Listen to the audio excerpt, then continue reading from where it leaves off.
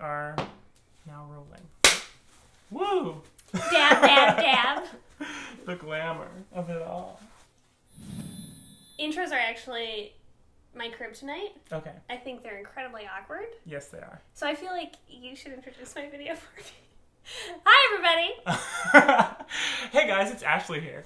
That's not my name anymore. Offended. Oh my god, no! It was just out of habit. That's a slur. Ah! That whole name's a slur. Reclaim it. Or don't. Reclaim. That's what we're talking about today. So I have David Levitz here. David, you want to just meow meow about your channel for a second? Yeah, hi, I'm David. I've been on YouTube for a hot second, and I talk about entertainment. I've been doing drag race reviews lately. I talk about some gay stuff. I sing, I dance, I make music videos. I do a lot of different stuff. David is really special to me because he is one of the only people in Minneapolis who makes YouTube content and he is the only one that I'm friends with, which is cool because today we're going to be talking about something that makes me really uncomfortable and nervous because I just feel like it's such a touchy subject and I always feel like I have to walk on eggshells about it. We're going to be talking about reclaiming gay slurs. Yep, yes we are. And it is a touchy subject for sure. There are a lot of contrasting opinions on it. People tend to get very vocal about their side of the debate. We're going to try and have, a sort of as objective as we can be. I mean, we both have our own opinions about it, but we're going to try and be respectful about the topic and mindful of any of you who are watching who have strong opinions one way or the other. Are there any gay slurs that you personally reclaim? I think that the term queer, its origin in describing things that are eccentric or peculiar, I find a lot of personal identification with. I often will say that, I'm queer in more senses of the word than just my sexuality, that I find myself to be a little, just eccentric. I think that describes somebody who is creative, who is outside of the box, who's not your typical... But not in a negative connotation, just like in a neutral... different connotation? In my experience, the term was never used in the pejorative to me. Right. I haven't had any negative experiences with it, so that's probably a lot of the reason I'm so comfortable with it. But I wonder what about that term makes it more accepted, at least in today's culture, by the LGBT community than other slurs. I think it literally just is the passage of time. We're privileged in a way that we've never had to really experience queer in a negative way.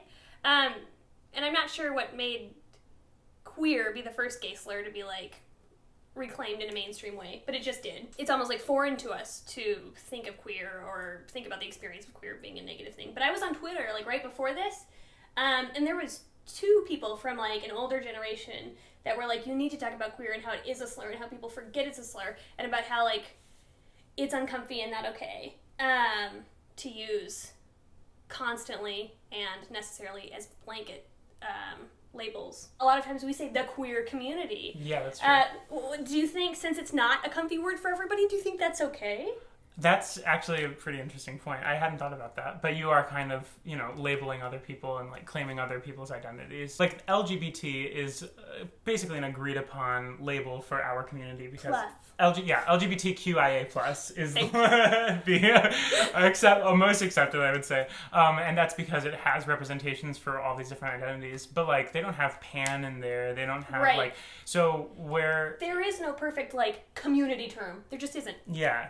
So I think, I don't know how you would label the community without, putting an identity on somebody who didn't claim it for themselves.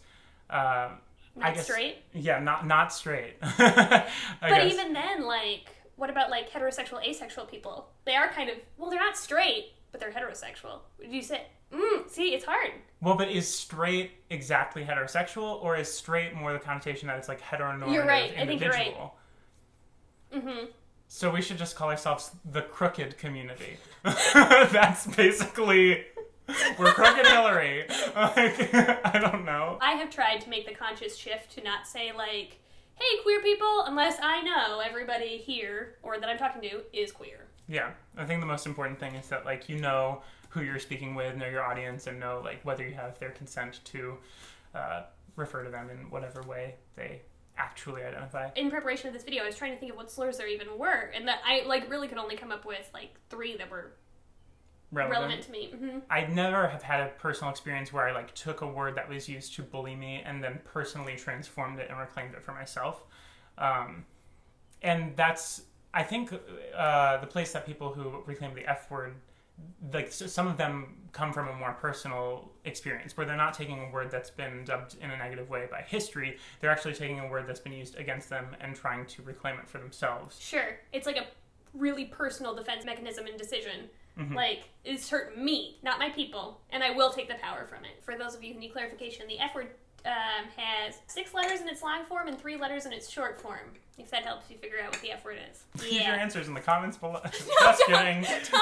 Any slurs that shouldn't be reclaimed, there's just like a line and it's too far and they can't be touched. I personally do have issues with the F word being reclaimed. Not because it triggers me personally, although I did have it used against me, and I experienced like minor bullying in school. I don't personally get triggered by the word, so to speak, but it still makes me uncomfortable, and hearing it spoken in a way that's so casual, it's still, I don't know, it makes me feel like... It trivializes maybe like your experience with it, or like or just the experience of the community overall. Like, I think about if it weren't me who is sitting there and just uncomfortable about it, what if it's somebody who is more sensitive, who's had a more poignant experience with it and is going to really be hurt by that? It's absolutely like up to the person who is reclaiming the word whether they want to reclaim it for themselves. But I do think that once you're in a public setting where you don't know who's around you or who you're speaking with, it's a lot to assume that somebody else is going to be comfortable with, especially with that term, because it is so... We haven't moved as far away from its pejorative definition as other words, I would say, like, debatably. I mean... I personally agree. That's my experience, yes. Yeah, so it's still one that I hear a lot of people talking about. When you reclaim a word, it loses its power, and that's a theory that I tend to view with some skepticism. Like, sure. I don't know. What do you think about that? I think it depends. It depends on the attitude, on our understanding of the word, of the concept. It's just... I think sometimes a word can lose its power, and sometimes it just doesn't work. Currently, like, maybe some...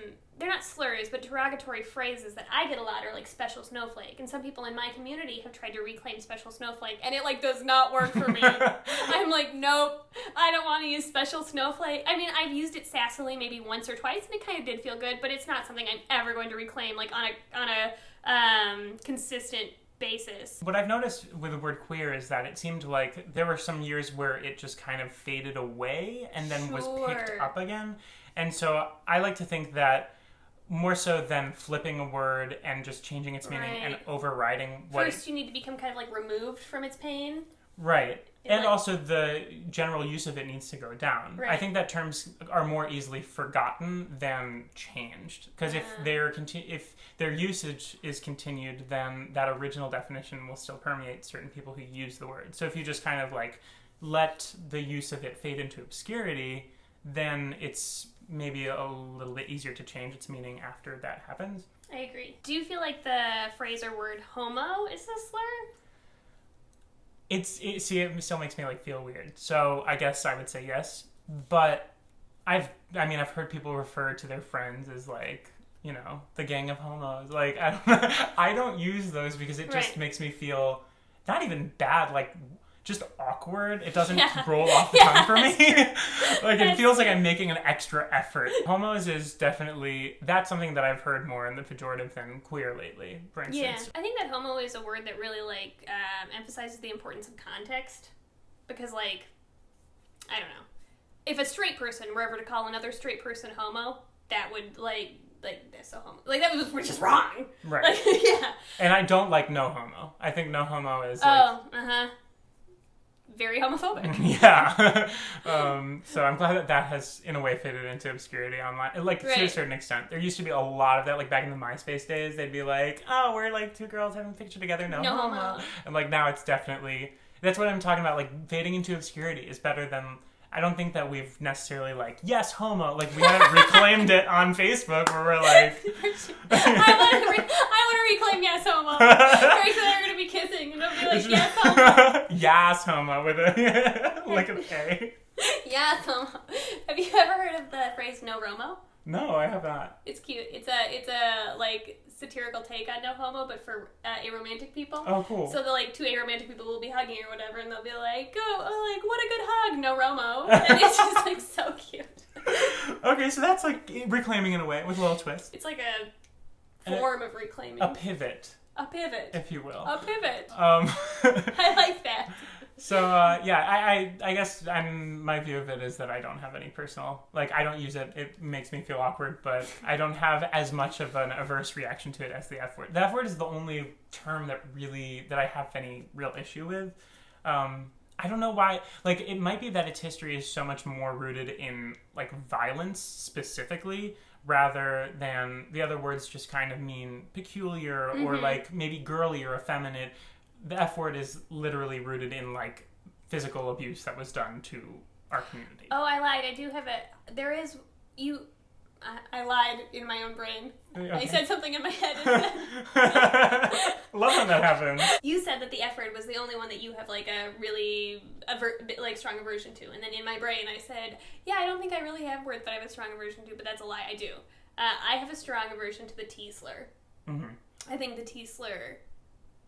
Oh, I just think it's just no good. That's my word. That's my word that I, like, have a personal connection to in a bad way. I don't think that people understand the amount of violence that is connected to that word. You were talking about violence with the F word, and the T slur definitely has a lot of violence connected to it. But again, like, that's a word that I personally feel like somebody in the transgender community can claim for themselves. That's fine, but, like, right now, I feel, especially with how much, like, obnoxious buzz is going around about trans issues, it's so sensationalized. Right now, I think that's a word that's important to be really mindful and really conscious and really careful about. That was one of the ones that was very prevalent in the media, like, in the late 2000s, too. Like, there was the whole Project Run with, like, I don't know. People were very into using that word. I personally have watched people use this word online towards my friends. And I feel like when they do that, maybe some of them aren't even meaning to use it in a derogatory way. But I feel like when they use that word, they're completely disrespecting the violence that they could be linking and the violence they could be inciting towards my friend. Like, that word has so much hate in it. Like, when you call my friend that word, you realize that you're modeling this behavior for other people, and they're going to call my friend that word, but they're going to do it in a more hateful way, and that like, words have power. No matter how much you want to be in denial about that, like, and a lot of people are, they are powerful and influential. And that's people's arguments for reclaiming it, because they're like, oh, it's powerful, so I need to change its meaning. But I think that sometimes it's just like letting it be forgotten is easier and usually more effective. The T slur is far from being forgotten and far from being irrelevant. So like you were saying, it's helpful when a word kind of like disappears. Mm-hmm. I don't think that one's like near disappearing yet. So like we need to give it a minute before we start mainstreamly reclaiming it. If you want to reclaim it for yourself, I'm fine. You do that. But yeah, I think that's it. Okay. Cool. Well, thank you so much, David. This was such a fun... I like talking to you because I feel like we have such good conversations, and I feel like, I don't know. I just feel like I learned so much. Oh, thank you. I love talking to you too, obviously. I learned a ton from you and from your channel and everything you're doing. I mean, y'all know, amazing. But Aschley is awesome. Who's awesome? Ash. Jesus. What is wrong with me? For like 2 months, I never corrected people. And no, it's good that you do. I think it's important that you correct, and you're not rude about it. It's just like muscle memory, you know. No, and you know what? Actually, I have a whole video filmed about this. I think the fact that I shortened my name rather than like chose an entirely new name almost makes it harder because you start saying. Mm-hmm. Mm-hmm. So. Thank you, Ash, for having me on the channel. I really appreciate it. It's my pleasure. But anyway, we want to know what you guys think. Obviously, these videos are just made to really, most of all, start a discussion among y'all. These are only 2 opinions, but we definitely want to hear what your experiences have been with these words, whether you agree with reclaiming them, with either of our theories about which words can be reclaimed, why certain words are reclaimed over others, and anything else pertaining to reclaiming slurs. It's a very hot-button issue, and I would love to... It's probably one of the most complex, complicated things I've talked about on my channel, so... Right. And you could talk to 10 different people, and each of them would have a completely different answer for their beliefs regarding this. So please make your voices heard. I would love to educate myself and read through the comments. I'm excited to read, like, multi-paragraph long comments. So if that's what you want to do, do it. Okay, bye. Also, we filmed a wonderful video on David's channel about queer baiting and pinkwashing. If you've never heard of the term pinkwashing before, I just learned about it. It's basically manipulative marketing that takes advantage of our identity and appropriates our culture. Go watch it! That was good.